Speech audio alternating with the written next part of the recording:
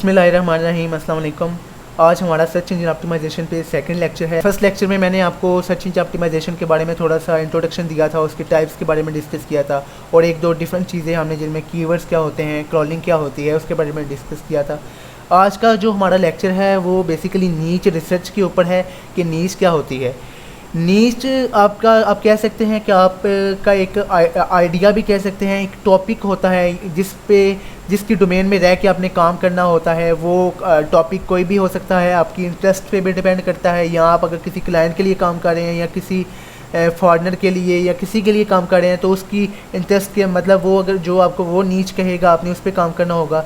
नीच रिसर्च के डिफरेंट हमारे पास मेथड्स हैं जिनमें टूल्स भी यूज़ होते हैं, मैनुअल भी आप अच्छी रिसर्च कर सकते हैं। लेकिन अगर आपकी नीच आपने एक अच्छी डिसाइड नहीं की और आप उस पर काम कर रहे हैं तो उसका कोई फ़ायदा नहीं। आपकी एसईओ के पॉइंट ऑफ व्यू से देखा जाए आपने एक ऐसी नीच फाइंड करनी होती है जिसमें कीवर्ड डिफ़िकल्टी बहुत कम हो, जिसमें सर्च वॉल्यूम अच्छा हो, ट्रैफिक उस कीवर्ड पे ट्रैफिक आ रही हो, उस पर सीपीसी भी कुछ ना कुछ हो।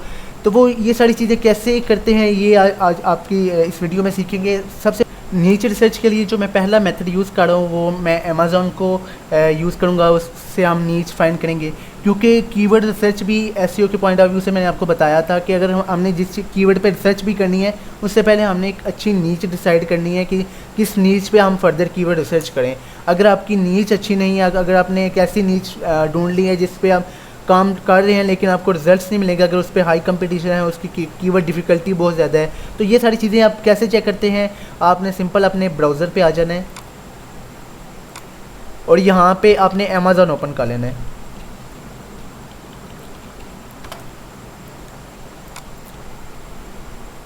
आपने अमेज़ॉन जब आपकी वेबसाइट ओपन हो जाएगी तो मैं इस वक्त जिस कंट्री को मैं यूज़ करूँगा, जिस कंट्री को मैं टारगेट करूँगा वो यूएसए होगी। क्योंकि जो हमारी मोस्टली वेबसाइट्स होती हैं हम ज़्यादातर वो एसईओ के पॉइंट ऑफ व्यू से देखें तो हम यूएसए की जो कंट्री की लोकेशन है वो टारगेट करते हैं।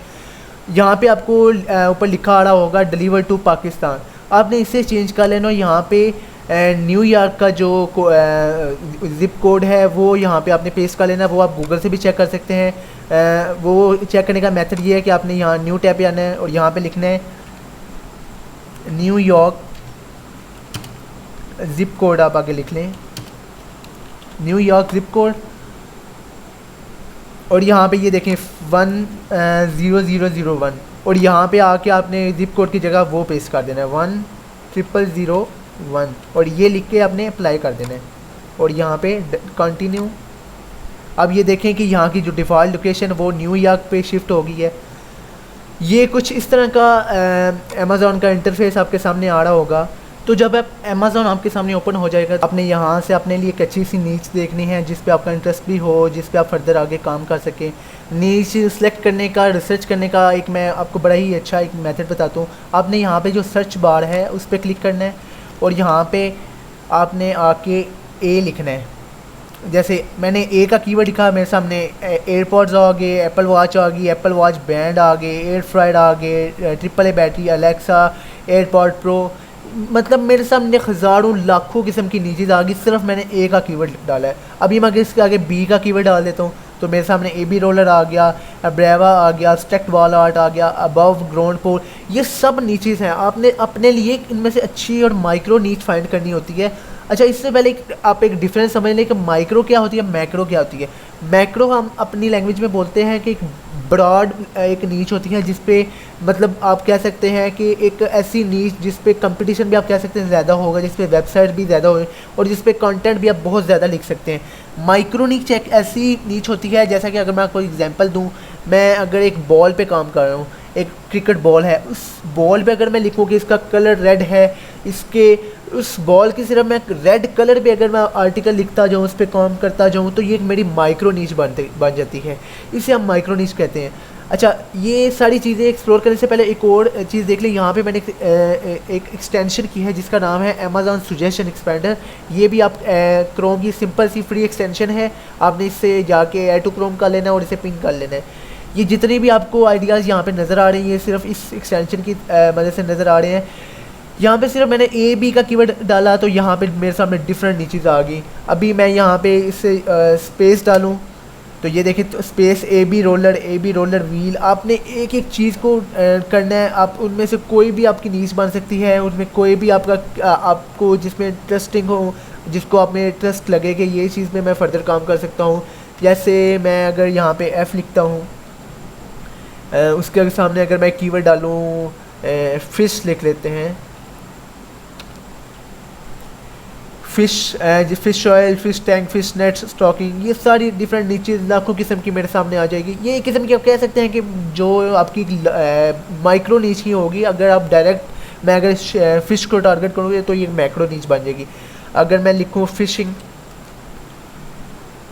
लाइन आ गई, फ़िशिंग गियर आ गए, फ़िशिंग पोल, फ़िशिंग रॉड, ये एक मुझे कीवर्ड अच्छा लग रहा है, मैं इसे क्लिक कर देता हूँ। तो मेरे सामने यहाँ पे डिफरेंट किस्म के आप देखें फ़िशिंग रॉड्स आ जाएंगे, जिनमें क्वाड्रा कास्ट फ़िशिंग रॉड है, मैनुअल वाले जो होते हैं वो वाले आ जाएंगे। इनमें ऑटोमेटिक भी होते हैं, और भी काफ़ी हज़ारों किस्म के फ़िशिंग रॉड होते हैं।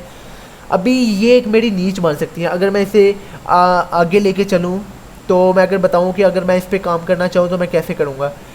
अगर देखें यहाँ पे फ़िशिंग रॉड है, रील कॉम्बोस, ये भी एक नीच बन सकती है। फ़िशिंग रॉड भी रील कॉम्बो, इस पर मैं अपनी वेबसाइट बना के इस पर तकरीबन काम करना शुरू करूँ तो ये भी एक माइक्रो नीच बन सकती है। अगर मैं यहाँ पे लिखूँ फ़िशिंग रॉड, फिर मैं यहाँ पे स्पेस दूँ, तो यहाँ पे ये देखें हज़ारों किस्म के कीवर्ड मेरे सामने आ गए। Kids phishing rod, telescopic phishing rod. अगर मैं इससे एज अ माइक्रो नीच लेके चलूँ तो यहाँ पे मैं लिख लेता हूँ phishing rod, telescopic phishing rod, ये मैंने सर्च कर लिया। यहाँ पे देखें डिफरेंट मेरे सामने अच्छे रिव्यूज़ वाले सेलर्स भी आ जाएंगे। ये अगर आप यहाँ पे देखें, ये उन्होंने रिव्यूज़ दिए हुए हैं, ये 5 स्टार में से 4 स्टार रेटिंग, 64%, मतलब एक अच्छी ये प्रोडक्ट है अगर आप इस पर काम करना चाहें। नीच का बेसिकली मैं आपको इसलिए सिखा रहा हूँ कि आप में से काफ़ी लोगों ने जब आगे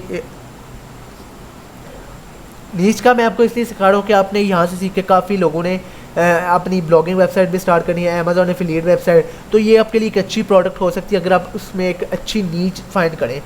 अगर मैं कहूँ कि मैं यहाँ पे गाड़ियों पे, कार पे एक अपनी वेबसाइट बना लेता हूँ, तो वो कभी गूगल में रैंक ही नहीं करेगी, कभी उस पर ट्रैफिक नहीं आएगी, क्योंकि उस पर ऑलरेडी बहुत ज़्यादा कंपटीशन है। नेक्स्ट वीडियोज़ में मैं आपको सिखाऊँगा कि कैसे अभी एक हमने एक अच्छी नीच ढूंढ ली, आप हम उसमें कीवर्ड डिफ़िकल्टी कैसे फाइंड करते हैं, उसका सर्च वॉल्यूम कैसे देखते हैं, और मज़ीद कौन कौन से टूल्स पे यूज़ होते हैं, वो इंशाल्लाह आप नेक्स्ट वीडियोस में सीखेंगे। आपने अमेज़न को जाके एक्सप्लोर करना है, उस पर देखना है कि किस तरह की नीच आपके लिए सूटेबल है। मैंने आपको बताया है कि जितनी लॉन्ग टेल नीच होगी, जैसे phishing rod, telescopic phishing rod एक लॉन्ग टेल कीवर्ड है, तो इसी तरह उस पर एक कम कंपटीशन होगा। लाखों किस्म की नीच अमेज़ॉन पे अवेलेबल है, लेकिन आपने उस पर जाकर रिसर्च करनी है, आपने खुद देखना है कि मुझे कौन सी सूटेबल है। नेक्स्ट वीडियो में आप देखेंगे कि कैसे उसकी कीवर्ड डिफ़िकल्टी फाइंड करनी है, कौन कौन से टूल से। तो तब तक के लिए अल्लाह हाफ़िज़।